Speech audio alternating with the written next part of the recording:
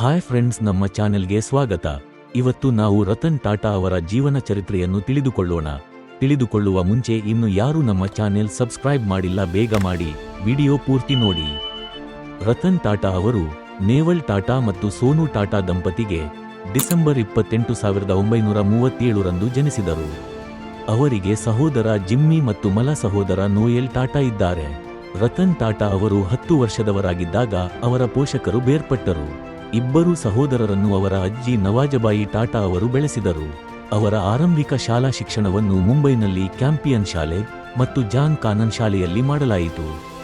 1975 ರಲ್ಲಿ ಅವರು Harvard business ಶಾಲೆಯಲ್ಲಿ ಸುಧಾರಿತ ನಿರ್ವಹಣಾ ಕಾರ್ಯಕ್ರಮವನ್ನು ಪೂರ್ಣಗೊಳಿಸಿದರು. ಅವರು ಯುಎಸ್ಎನ ಕಾರ್ನೆಲ್ ವಿಶ್ವವಿದ್ಯಾಲಯದಿಂದ ಸ್ಟ್ರಕ್ಚರಲ್ ಎಂಜಿನಿಯರಿಂಗ್ನೊಂದಿಗೆ ಆರ್ಕಿಟೆಕ್ಚರ್ನಲ್ಲಿ ಪದವಿ ಪಡೆದರು. ಟಾಟಾ ಗ್ರೂಪ್ನ ಚೇರ್ಮನ್ ಹುದ್ದೆಯಲ್ಲಿ ಅವರು ಕಂಪನಿಯನ್ನು ಅಂತಾರಾಷ್ಟ್ರೀಯ ಮಟ್ಟದಲ್ಲಿ ಪ್ರತಿಷ್ಠಿತವಾಗಿ ಗುರುತಿಸುವಷ್ಟು ಎತ್ತರಕ್ಕೆ ಕೊಂಡೊಯ್ದರು. ಕಂಪನಿಯು ಉತ್ತಮ ಆರ್ಥಿಕ ಯಶಸ್ಸನ್ನು ಸಾಧಿಸಿತು ಮತ್ತು Tata group New York stock exchange ಅನ್ನು ತಲುಪಿತು. ಅವರ ನಾಯಕತ್ವದಲ್ಲಿ Tata group chorus, Jaguar land rover ಮತ್ತು ಟೆಟ್ಲಿಯಂತಹ ಕಂಪನಿಗಳನ್ನು ಸ್ವಾಧೀನಪಡಿಸಿಕೊಳ್ಳುವ ಮೂಲಕ ಜಾಗತಿಕ ಬ್ರ್ಯಾಂಡ್ ಆಯಿತು.